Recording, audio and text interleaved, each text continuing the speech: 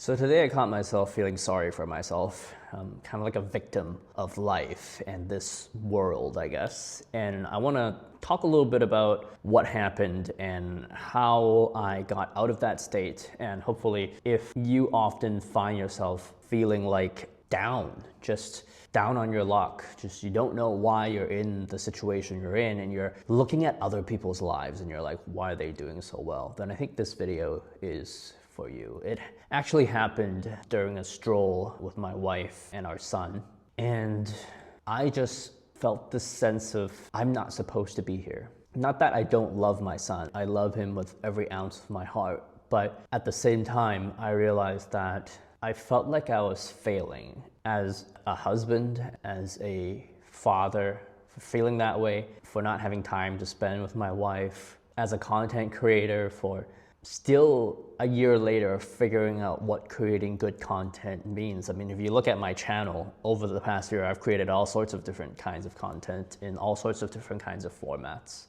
As an entrepreneur, I've always wanted to start my own business and make an impact and help people solve problems, but I'm on this discovery phase of still figuring out, like, how can I help? Not necessarily how can I help, but like there's just so much I could do to help. Like, what do I focus on? And so that hasn't come to fruition. As a teacher, right, because I'm doing all of this other stuff, there's work to do that I'm pushing back. And so I feel like I'm failing in like all of these areas. In none of these areas am I performing optimally. And that really gets me down, especially when there are people around me just living life, beautiful family, working less than me and making a ton more money than me, having time, location, freedom, financial freedom. And I don't know if you've ever like looked at someone and you wonder, how did they get there and why am I here and why don't I have what they have? That was me this afternoon, and it's 8 p.m. right now. I'm in my classroom recording this video because my baby is asleep at home and I don't want to wake him up, and so I made the trek to work to record this video. But I had to wrestle through it, and my wife noticed. My wife literally said to me, like, why does it look like that our son is a burden to you? And you know, like, I had to sit with that and I had to let that sink in, and I had to ask myself, like, is this true? Is my son a burden to me? And I had to like search deep within my mind for answers. And I'm going through Jordan Peterson's 12 Rules for Life again, and I am reminded that we're in this conscious mediating state between chaos and order.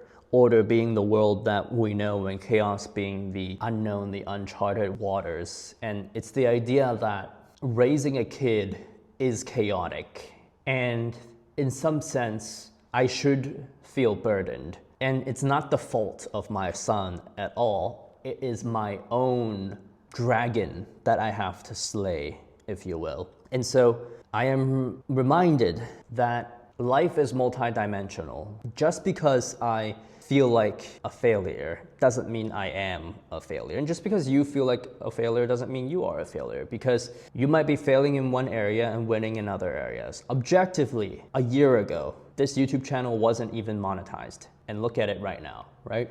And so that's a win. And so counting the wins in my life. And then I asked myself, like, why do I have this YouTube channel in the first place? And because of my son, right? My wife was still pregnant at the time, and I felt the urgency to put something out into the world, to create something, to diversify my income sources. And this YouTube channel came about. And so in a sense, yes, it's a lot of work being a father.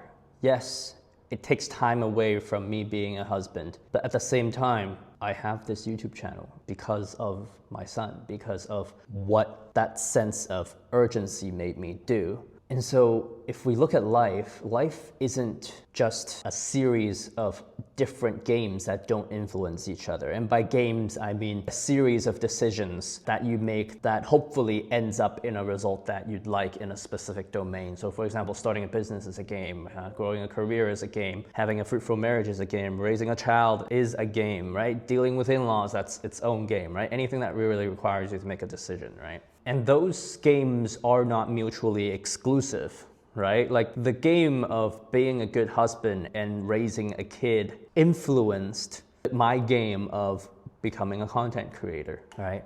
I had more time, like much, much more time when I was single. And for some reason, I never was disciplined enough to stick to making videos to create this channel, right? And in the same way, you really have to think about the good things in your life and understand that consciously or unconsciously, everything that happened led you to where you are today, the good and the bad. And then putting that in perspective really helped me not look at life in such a binary way, which really helped me just gather my senses again and just attack life again. And it made me think about how I was such a critic to myself, right? Like I'm failing in this area, I'm failing in this area, I'm failing in this area. But criticism is necessary. And so that's kind of the second point, is criticism is necessary as long as we have standards, right? And whatever action we take, it's not that we are either successful or we are either failing. Everything exists on a spectrum, right? Degrees of success, degrees of failure. And like standards are important, right? Like if I'm in a building, I would like that building to be earthquake proof so it doesn't crumble if I'm in the building while there's an earthquake, right? And that comes from having standards. And so standards are necessary, and therefore criticism has to exist, right? I have to have a standard for myself, which also enables me to have a worthwhile aim, for me to say that, hey, like I can create a better tomorrow because I'm holding myself to a certain set of standards, and I'm not there today, but I can figure it out day by day and make tomorrow better than today by intentionally taking a step into this chaotic world and trying to chart uncharted waters and bringing order to the uncertainty that lies ahead. And I can do that.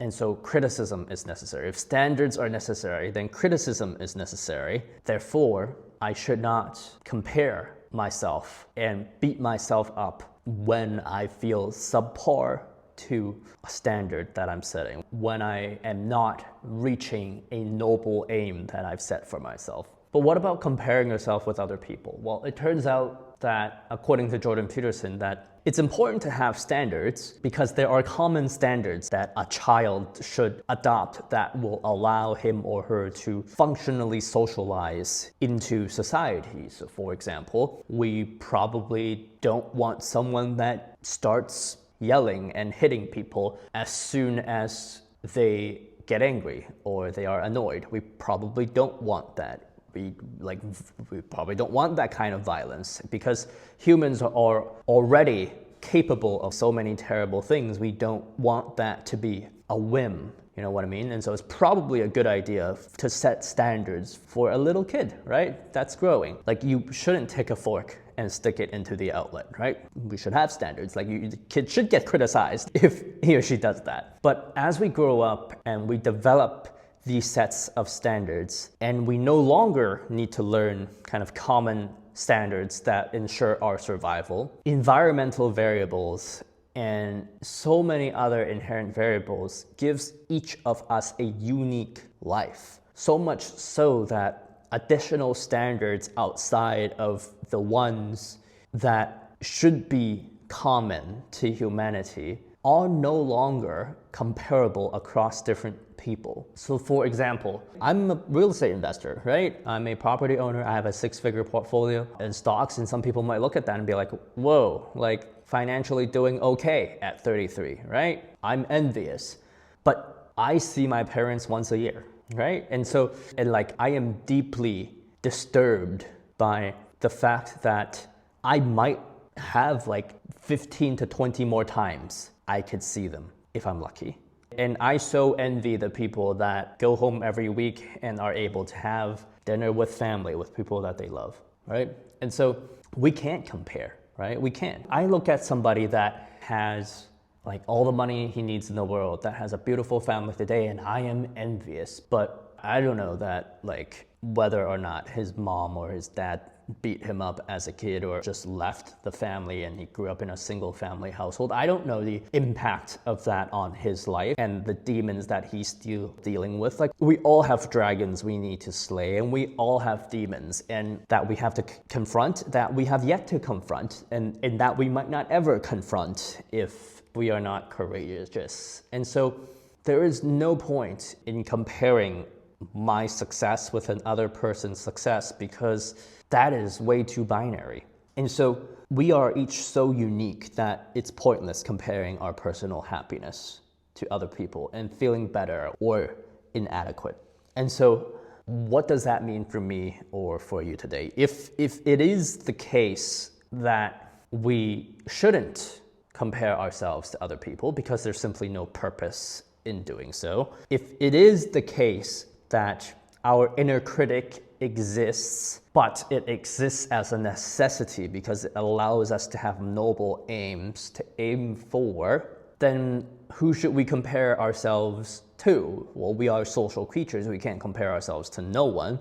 Perhaps the best person to compare with is the me from yesterday. Like, am I a little bit better in any of the games that I'm playing compared to who I was yesterday? And for me, I'm willing to say yes, right? Like, just the fact that it's 8:38 p.m. right now and I'm putting this video out there means that I've made progress. And for you, it might not be making a video. It might be like cut the coffee for one day, right? It might be like saying thank you to somebody that was kind to you. It might be like waking up on time for once or sleeping on time for once, right? Like, whatever you define as better, that moves you closer to the future you actually want, but is difficult because it does require discipline to get there, which is why the sage advice is to not set a hard regiment for yourself. It's to just move forward one willing step at a time towards your noble aim, and not even think about the time horizon it might take for you to get there. And so I march forward in the intersection between order and chaos. Because if I feel behind in some of the endeavors I'm undertaking, it just means I am being sufficiently challenged. It means my aims are high enough, and it means I'm growing. Contrastingly, if I'm winning at everything, I'm actually failing in reaching my most impactful life. In some sense, failing and growing is winning. And maybe a growth trajectory is a worthwhile win. And maybe climbing up the mountain should be as applauded as reaching the peak, because the steps are the same. It's still one step that takes you to the peak. It's still one step that helps you climb the mountain.